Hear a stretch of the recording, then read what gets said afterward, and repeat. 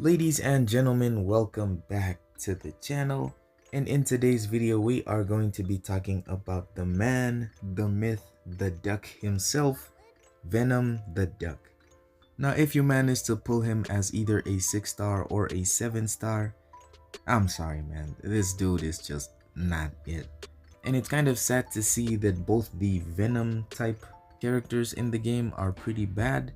The only exceptions that we do have is Venom himself, Anti-Venom, and also Venom Pool. However, the likes of Venom the Duck as well as Symbiote Supreme, they've pretty much been power crept in their own class, man.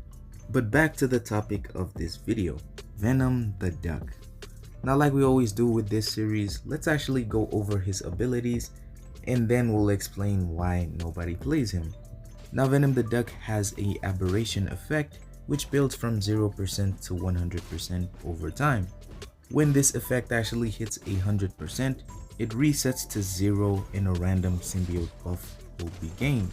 Now each non-unique symbiote buff beyond the first suffers a stacking 10% potency. Basically what this means is the first copies of a buff that you get at the start will be much more potent than the ones you actually get later on. Now he has two categories of buffs that he can get. The first category is the Frenzy, which you have Fury, Precision, as well as Power Rate. And in the second category we have Survival, which has Armor Up, Regeneration, as well as Perfect Block. All these buffs actually last for 12 seconds, and so that's issue number 1, but we'll save that topic for later. Moving on to critical hits. Each critical hit has a 55% chance to inflict a bleed, dealing a certain amount of damage over 5 seconds. If the opponent is immune to bleed, a passive degen will be inflicted instead, but the damage will be reduced by 25%. After launching a special or landing a heavy attack, all of these symbiote buffs will be removed and stored in the RNA bank. Now the maximum number of buffs he can actually store in a fight is 3 and a maximum of 10 during the entire quest.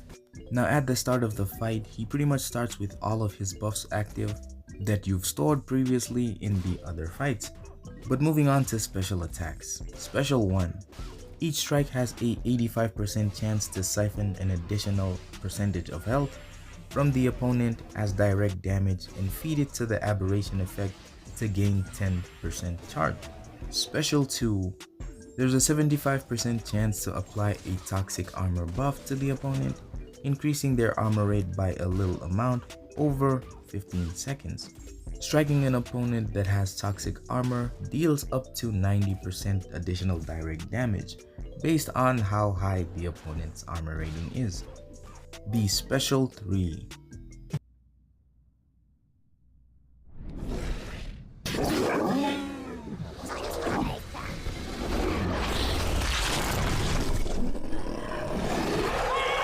This attack does not lock symbiote buffs into the RNA bank like the other specials.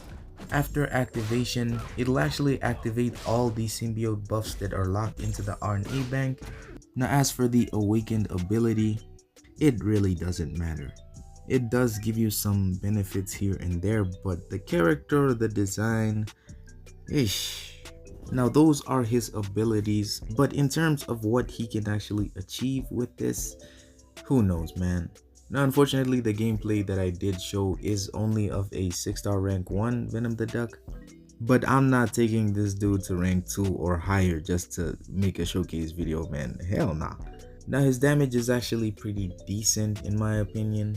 Definitely below average, but it's like okay. He did come out a long time ago, and so it's kind of understandable as to why he fell off so hard. But his kit sort of does one thing and doesn't do it well. He pretty much builds up buffs over time, which we have better examples of champions that do that, such as Venom Pool as well as just Venom himself. Venom's buffs only fall off when you actually convert them with the special 2. In Venom Pool, I don't think they fall off. Okay, some of them do, but yeah.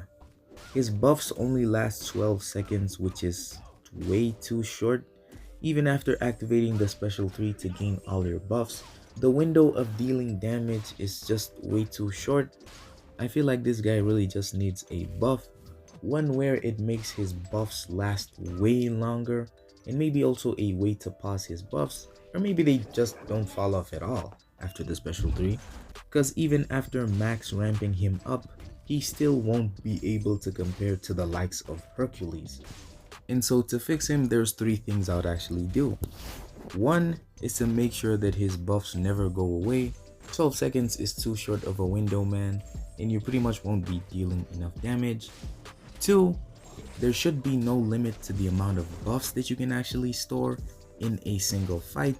Just like Hercules, you can pretty much reach up to 12 feats of strength. And 3, increase the max limit on the RNA bank so that you can store at least up to 15 or 20 of these buffs. But honestly, I think this champion does have a lot of potential, and I feel like if I do pull him as a 7-star, this channel will pretty much disappear the same day, man. I'm not so sure. Because right now the only 7-star I have is Terax, and if the next one happens to be this dude, oh no. But anyways, hopefully you guys enjoyed. Let me know down in the comments who else I should make a video on. And yeah, I'll see you guys in the next one. Peace!